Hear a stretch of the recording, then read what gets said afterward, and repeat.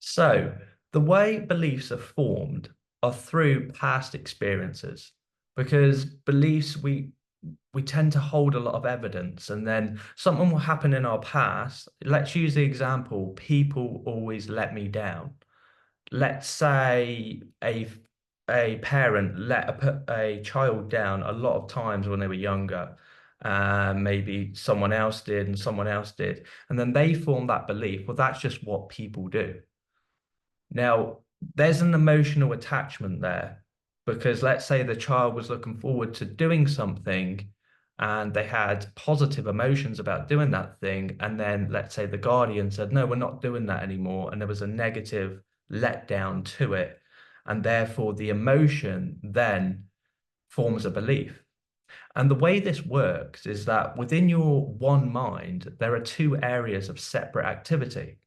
There's the conscious thinking mind and the subconscious emotional mind. Now, all of your beliefs live in your subconscious mind. Now, the subconscious mind is limitless, it doesn't stop. Like when you go to sleep, it's still working, it's keeping your heartbeat, your lungs, nothing about you's really resting when you're sleeping because your subconscious mind is still there working in the background, where your conscious mind will shut off, it will shut down. And the ideas that are lodged in our subconscious mind will move us into action because what they do is then they send down a vibration through our body, a feeling, a state, could be a faith-based state or a fear-based state. And it's based on that state that then determines what action we take in the world and determines our results.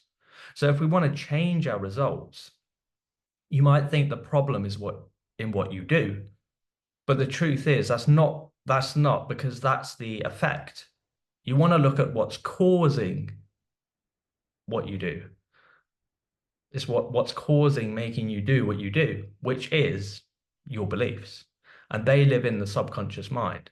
And they were formed through past experience, past events, but they can easily be changed. Quite often, a belief is formed in childhood and it can stay there for an entire lifetime.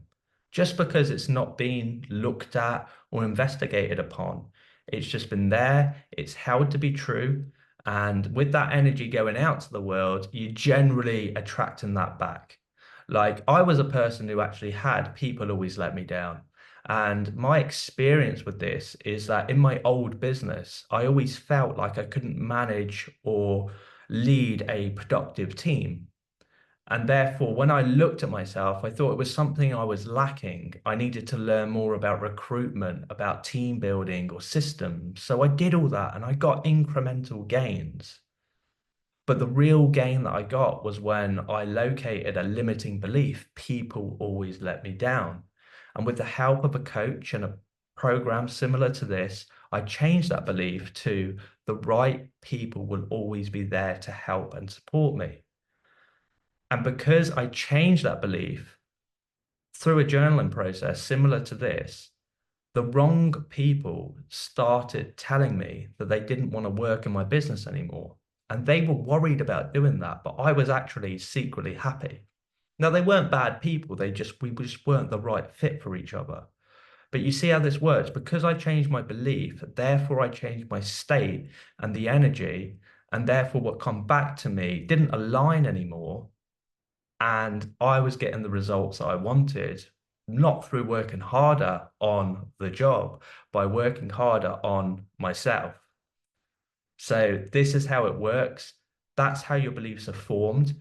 The good thing about knowing how your beliefs are formed, they're just thoughts that you've emotionalized, is that you can reform them and create new beliefs. So let's have a look at that.